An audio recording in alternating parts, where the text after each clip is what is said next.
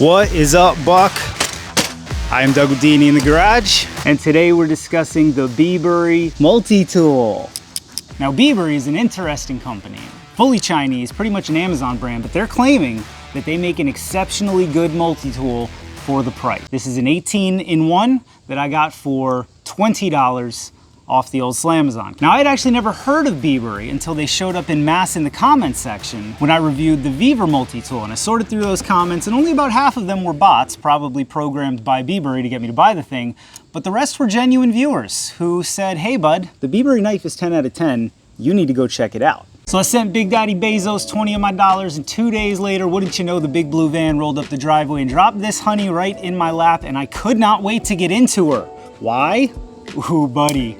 This guy right here, a very interesting, extremely well thought out 1/4-inch bit driver. But let's not put our horse before our cart here. Who exactly is Bibury? I'd never heard of them, so I had to find their website, see what they're all about. And I was actually pretty surprised to see how many different tools they do make. It seems like they have a clone of most of the big Leatherman and Gerber models, and I was all set to maybe try every single one of them because they're priced very competitively. You know, $150 Leatherman or Gerber, you can get a clone here for about 40 bucks. But then I got to the About page, and I mean, I don't think I'm nitpicking here, but it's full of grammatical errors, and I understand English is not everybody's first language, but if you can't be bothered to find somebody who English is their first language to make sure your website is grammatically correct. In the modern world, your website is like your handshake. I can't look you in the eye, I can't fly to Guangdong and make sure I like the cut of your jib, so I go to your website and see if I like the cut of your jib, and Bibury, I'm not digging it, man. So yeah, I actually looked at the website while this was shipping, and I had bought a second one, the bigger one, so I could review both of them, and after seeing the website, I canceled the other one. We're doing this review for you all. Let's get into the Bibury Multitool. Now, don't get the impression that I'm not impressed with a lot of things on this knife. First and foremost, Bibury got the message. Folks who use multi-tools like as many, if not all of the tools on the outside of the knife. You know, that thing Victorinox figured out 50 years ago? So that's exactly what Bibury did. You've got 4 large tools on the outside of the knife. You, of course, have your regular blade. You have the obligatory file, pry bar, ruler combo, and then 2 separate saw blades. When I did the VEVOR review, I called this a serrated blade, and you fine folks didn't give me any slack in the comments, and I appreciate that. Keep me honest here. This is a saw blade, this is a serrated blade. The VEVOR doesn't have anything like this. The Bibury does. I gotta tell you, some of the gnarliest cuts I've seen from pocket knives came from bad boys like this. This bad boy will gut you like a fish. So, be careful. Once we exhaust the large knives, we have the obligatory suite of generally useless stuff right here. First and foremost up on the docket, it's my personal favorite. I already went through this in the VEVOR video, but if you have a metal tool, you don't need a bottle opener. You grab the long neck, you get your pointer finger in the right spot, you feel it out, get the knife under the edge, and pop it off. I don't drink and it's 9:30 in the morning, so we'll save that for the wife. Stop giving us these, it's a waste of time and space. It's also got a flathead screwdriver on the top of the bottle opener there, but it's pretty sharp and narrow, and honestly I'd be more concerned about boogering up the flathead than actually getting it out with that thing. Moving down the line, we've got the awl/scribe/leather sewing needle, whatever you want to call it, the little pokey bit, and a can opener, my own personal nemesis. There's another little itty bitty screwdriver on the top of that one. Those 3 tools could probably be left out and nobody would really mind, except for the marketing guy who now has to call it a 15-in-1 instead of a... Actually, there's probably a ton of tools there. Let's see, that's 1, 2. This is at least 2, so that's like 6 tools accounted for right there. Moving to the other side of the knife is where the meat and the potatoes are, and I do love meat and potatoes, as long as there's gravy. 1/4-inch bit holder, bud. Oh man, I work on equipment. All right, I work on small engine equipment, lawnmowers, tractors, agricultural stuff, landscaper units. I do so much with 1/4-inch bits. I was so excited to get my hands on this thing. Now it is sintered metal, it is. It's not cast or machined, but they did a really good job thinking this out. It detents into 2 positions.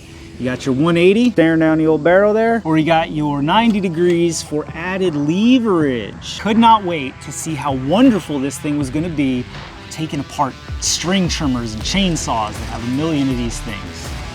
Uh-oh, where'd it go? I can't even get it because there's a magnet in the bottom. Gotta get my VEVOR, pull it out. They give you some of their bits and you have to use their bits, these double-sided jams. Now, yes, you can get other double-sided bits, but I have a 5-gallon bucket worth of these things. Literally, I could probably fill a 5-gallon bucket with all the different shorty 1/4-inch bits I have. Basically, the most exciting part about the tool sucks. Now, there's a way we could fix this. I'm pretty sure if you cut it down to right above this little window, you'd have enough sticking out that you could probably use it and get through it, and the magnet in the bottom would still be in play. After that, we have to talk about the general build quality. It's not great. This isn't a multi-tool.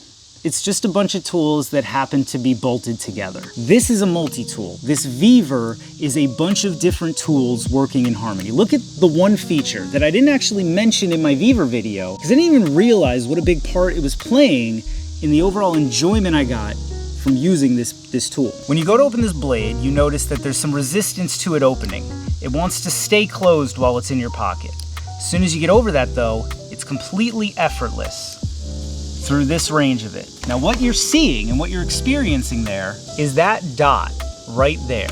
That dot allows the blade to ride on it while it's moving in between closed and opened. It reduces the surface area that the knife has to drag and makes it easier. And it has this on all of the outside tools. Point is, this is just a cheap knife. It's just a $20 knife that happens to have one interesting gimmick on it. I'm disappointed in you viewers for telling me to buy this thing. It doesn't hold up against the Leatherman. It doesn't even hold up against the VEVOR, and I won't be carrying it for 2 months. We live in a disposable world, friends, a world where everything is meant to be thrown out at some point, and that at some point is usually not very far from the date you brought it home. And this is the poster child for that. Somebody said, let's start a company. What should we call it? Burberry. You can't call it Burberry. They make scarves. All right, call it Bibury. Still sounds bougie, right? People think they're buying a gentleman's knife or something, right? And all they need to do is take enough flashy pictures of stuff like this and this to convince some jerk like me to give them $20 on it. And they know most people aren't gonna return the darn thing. They're just gonna stick it in a drawer and say, it's not as good as I was hoping. Oh well. It's really just a function of the world we live in. We're surrounded by stuff like this. Stuff that looks good, stuff that knows how to hit the high notes, stuff that is priced just low enough that you're willing to suspend disbelief and give it a shot. But ultimately, this guy just ain't it, and that is all I have to say about it for today. If you like the video, that's common sense. Leave me a comment down there in the squawk boxes. Let me know what multi-tool you carry. Would you ever consider going cheap? Or are you absolutely married to your Gerbers and your Leathermans? Additionally, have you heard of any of these crazy new knives they have out, like the VEVOR, like the Gordon, like the Roxxon? That's another one I kind of want to try. It's a little bit pricey. As always, thank you so much for watching. I cannot wait to see y'all on the next one.